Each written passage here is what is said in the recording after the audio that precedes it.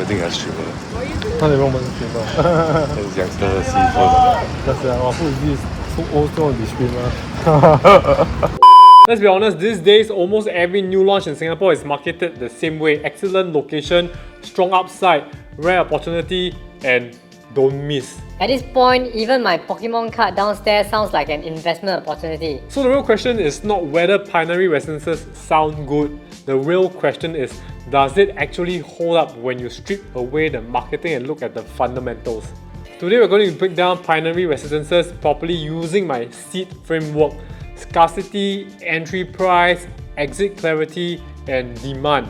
And somewhere in between, we'll also talk about something that I think many people don't do enough of, walking the ground. Because sometimes the brochures say one thing but your legs tells you another story.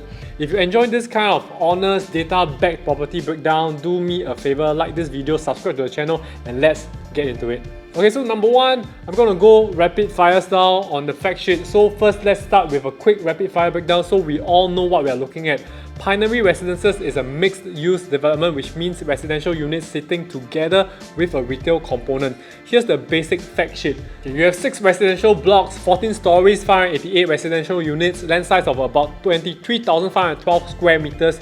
Now for a project with under 600 units, that's actually a pretty decent land parcel. And because this is a mixed development, you are also getting around 60 retail shops, about 120,000 square feet of commercial space, and 474 car park lots, which honestly is not bad. Now one detail I actually like is this. The commercial component is under a single strata title. What that means in plain English is the retail component is managed in a more controlled way. So hopefully you don't end up with a downstairs mix of one random tuition center, one suspicious massage shop, 2 bubble tea brands fighting for survival, and one moneylender staring at you every time you collect a parcel. That tenant control matters, and that's a plus. So if you like property content that break things down beyond just wow nice, remember to like and subscribe, it really helps. So we are going to dive into developer plus the site planning. Now let's talk about the developer. Pinery Residences is by Hoi Hub Realty and Sunway Developments. Both are not new players. They have worked on projects like Key Residences, Park Canberra EC, the Continuum. So in terms of track record, I would say the execution risk here is fairly low. That matters because buyers focus a lot on price but not enough on who is actually building the thing. Now let's move to the site layout, because this is one part I genuinely like. The site is quite squarish, and squarish sites are usually easier to plan efficiently. That translates to better block spacing, better airflow, and better privacy with less direct facing. Which means when you open your curtains in the morning today, your neighbor hopefully won't be the first thing you see brushing teeth in full HD. And because the land size is decent relative to the unit count, the block-to-block distance looks comfortable. Another positive, about 95.9% of the units are north-south facing. And in Singapore, that matters because If you've lived in a west-facing unit before, you'll know that by 4 PM your living room becomes an air fryer. So from a comfort standpoint, this orientation is a real plus. Now let's talk about the unit mix, because this tells you the kind of community a project is likely to attract. For Pinery Residences, 43% are 2-bedders, 57% are 3, 4 and 5-bedders. That's actually quite important because this tells us the project is leaning more towards homestay buyers, not pure investors. And that matters more than people think. Projects that are too investment heavy tend to have more tenants rotating in and out, less emotional ownership, more wear and tear over time, whereas family-oriented developments usually have owners who care more about the facilities, the common spaces, the landscaping, the long-term condition of the estate. So from a community and maintenance standpoint, this is actually a quiet strength of the project. Now before we jump into the seed framework, I want to talk briefly about floor plans. Because a project can have a great story on paper, but if the layout is bad, every day inside the unit becomes a suffering. For Pinery, there are many layouts from 2 to 5-bedders, but for this video, I'll focus on the showroom type layouts. The 2-bedder plus study at 700 square feet is actually quite decent. It's a dumbbell layout, which I usually like because it reduces wasted corridor space. Kitchen is enclosed, which is good, but no window. So if you cook sambal fish 3 times a week, just know your curtains may join the meal. The 3-bedder premium plus study at 1055 square feet gives a good amount of flexibility, especially in the master area where the study space can become a wardrobe zone or just remain open to make the room feel bigger. And the 4-bedder premium plus study at 1389 square feet is probably one of the most interesting family layouts because it gives you the privacy at the entrance, dry and wet kitchen separation, a junior master and good bedroom sizes. That one is clearly built for families. So in this analysis, after crunching the numbers, I will do one thing for y'all, which is walk the ground myself. Or better still, if you want, DM me and we'll walk together. Because some projects wins on paper but lose on the street level, and some projects do the opposite. There are a lot of Tampines Avenue 4 right now. Most of the things that people say about Tampines West is that you have really a lot of like old HDB, and this whole place doesn't feel like quite of a premium of a vibe. But I will say that the debunking is that when you actually have Pinery Residences up, right, it's basically outstanding, you know. Everyone, when they keep walk past here or they drive past here, the first thing they know is that Pinery Residences will actually catch their eye. So I mean, of course, when you stand out so much, when you exit, I would say it's a plus point. People always compare Tampines Central with Tampines West itself. It's not as central, we don't have a lot of malls definitely, but once Pinery Mall is up, of course, like you have a really major mall that actually can cover everything. We also have a lot of small shops that are actually dotted around this area. So let's explore. So you have some sort of like an eatery over here, you have dental surgery, you have clinic, you have kids, you have fusion center, or multiple clinics are actually not far away because Pinery Residences is just above. On our left, this is Junyuan Primary. Okay, there's also quite plenty of primary school around this area as well. We have your nail salon over here. The good thing is that although this like it's like a bit of rojak of a shop, as long as it's not in Pinery Mall, all is good, you know. Sometimes you want this kind of convenience. You have your that kind of 五金店, you know. You can 五金店. 五金店是吧? Hardware store.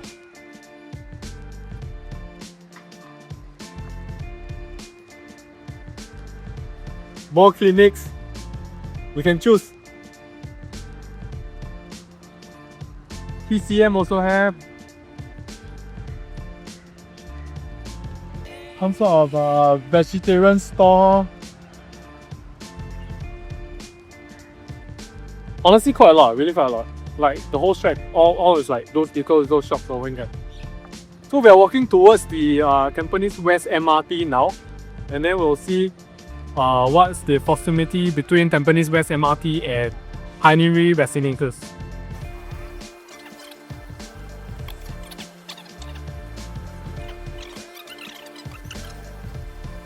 Nice weather, luckily never rain, quite windy, not very hot. Everything has strip. 到底我们知道 Then it's gangster seafood. That's our food is so auto display.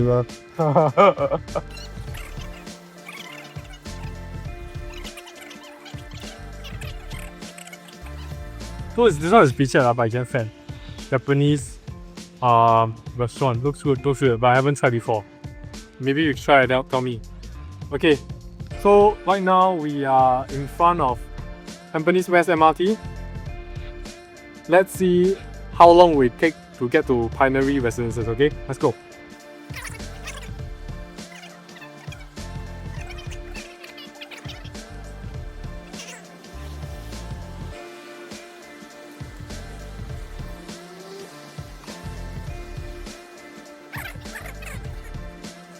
Okay, so another thing about Pinery Residences, right? The concern is that you have this huge ass junction over here, and of course, further down, you are surrounded by B2 industrial, but of course, not very close because you need a certain proximity. So some concern is that there will be a lot of big trucks around this area. I would say currently, yes, I do still see some big trucks over here, but not sure is it because of the construction or just because it's B2 industrial. I'll walk over there and take a look.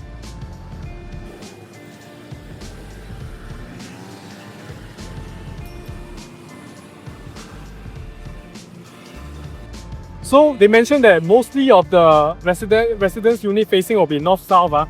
Here is north, there is south. So some of the units definitely will face the junction. You know, it will be quite near, so it will be quite noisy.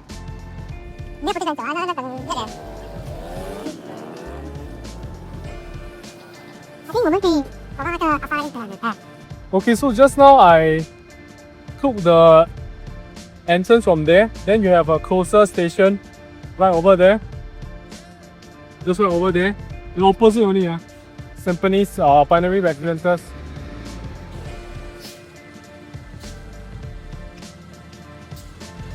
Took me less than 4 minutes to get here. But with the traffic itself, if you minus all the traffic itself, I think 2 minutes you can get here already.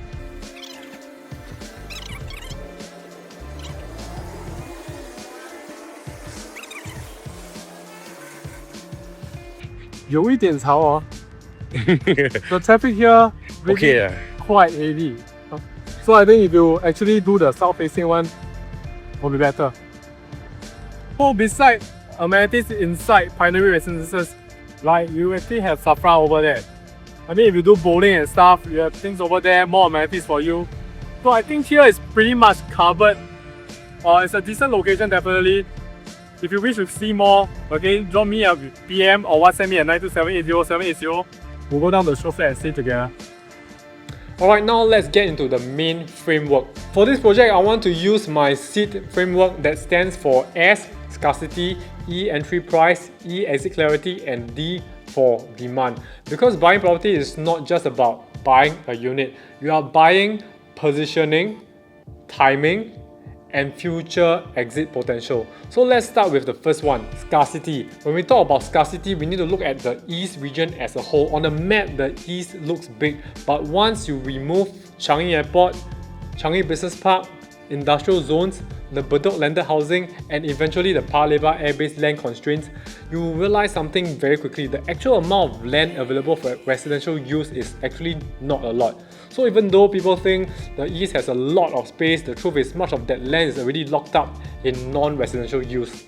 That creates scarcity. Now the second part of the scarcity is even more important. The MRT proximity. Pinery Residences is one of the very few projects, or even one of the 2 projects in Tampines where the MRT is basically at your doorstep, and that matters because of one word: replaceability. If in future buyers can find another condo nearby that is cheaper, similar age, same MRT convenience, then exit becomes harder. But when your project has a rare feature, it becomes harder to replace. And in Tampines, true doorstep MRT projects are not exactly growing on trees. So on scarcity, I would say Pinery does quite well. And if this breakdown is helping, go ahead and like and subscribe, because I'm not trying to sell you a dream, I'm trying to help you think properly. Okay, now let's move on to entry price. This is where people stop saying nice project and start asking, but worth it or not? Based on the estimated price matrix, 2-bedder is around $2,550 per square foot to $2,650 per square foot. 3-bedder is around $2,525 per square foot to $2,625 per square foot. And 4-bedder is around $2,500 per square foot to $2,600 per square foot. So for simplicity, let's say the broad launch expectation is around $2,600 per square foot for conservative sake. Is that cheap? It's not. But can we call it crazy? Also no. Now let's compare. Parktown Residences, average pricing is around $2,500 per square foot with highs at $2,605 per square foot. Given that Pinery is expected to TOP later, if you assume about $50 per square foot per year, a later project at around $2,600 per square foot is actually not unreasonable.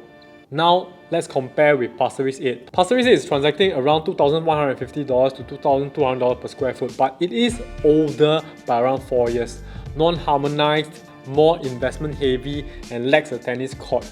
So if you convert Pinery's harmonized pricing to a non-harmonized equivalent, you are around $2,450 per square foot. So relative to Pasir Ris 8, Pinery still looks fairly positioned. And last, we'll talk about Sky Eden. Sky Eden has MRT at the doorstep, mall below, and sub-sale transaction nearing $2,600 per square foot. But Sky Eden is also a much smaller project with more limited facilities. So if Pinery comes in around that non-harmonized equivalent of $2,450 per square foot, it actually compares quite respectably. So my view on entry price is this: Pinery is not a bargain, but it is also not obviously overpriced. For what it's offering, the pricing looks defensible. Now comes the part many buyers ignore: exit clarity. Because buying is easy, selling well later, that's the real exam. To assess exit clarity, I look at three things: absorption rate, profitability in the area, and future GLS prices. Absorption rate. In Tampines Central, over the past 2 years, City Life at Tampines is around 64 transactions and Tampines Trillion is around 97 transactions. And then if you zoom out to the Tampines Avenue 10 cluster, the Tapestry is about 161 transactions, others around there healthy transactions activity too. But what does this tell us? Simple. Tampines has active resale movement. There are real buyers here. Profitability, look at projects like Treasures at Tampines. We are seeing transactions with profit up to $1 million and annualized return around 7 to 10%. Even fringe Tampines projects are showing around 500k to 800k gains.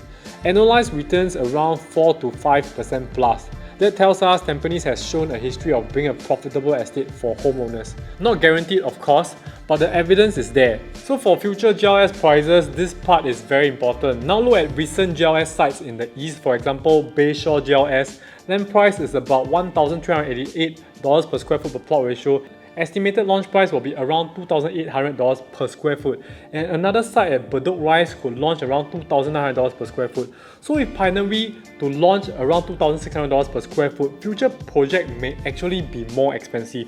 So which creates price support for resale buyers today.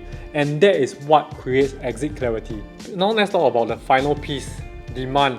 And in OCR projects, the biggest demand engine is almost always HDB upgraders. Tampines and Bedok are two of the most populated estates in Singapore as shown in this heat map. That means a very large pool of households nearby, but private condo supply in the area is not endless. So right away, you already have a natural upgrader market. Then add in the future MOP pipeline. Over the coming years, more HDB owners in the east will reach MOP, and historically, about 10 to 15% of the households may consider upgrading.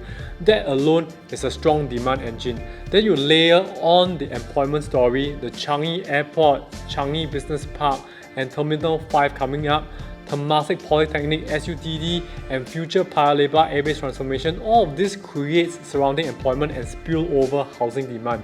So the demand story here is not one-dimensional. It's coming from owner-occupiers, upgraders, nearby employment nodes, future transformation zones. That's a healthy sign. Now before I give the final verdict, let's be fair. Pinery Residences is not perfect. A few cons to keep in mind. First, $2,600 per square foot in OCR is still a serious entry price. You need to be comfortable with that. And secondly, mixed developments are great for convenience, but not everyone likes living above retail. Some buyers prefer a purely residential feel because it can get really congested. So this is not a good for everyone type of project. So based on the full analysis, here's my seat scorecard for Pinery Residences. Scarcity 8.5 out of 10, strong East region land constraint story plus rare MRT proximity in Tampines, entry price 7.5 out of 10, not cheap but fair relative to current market comparisons and future positioning.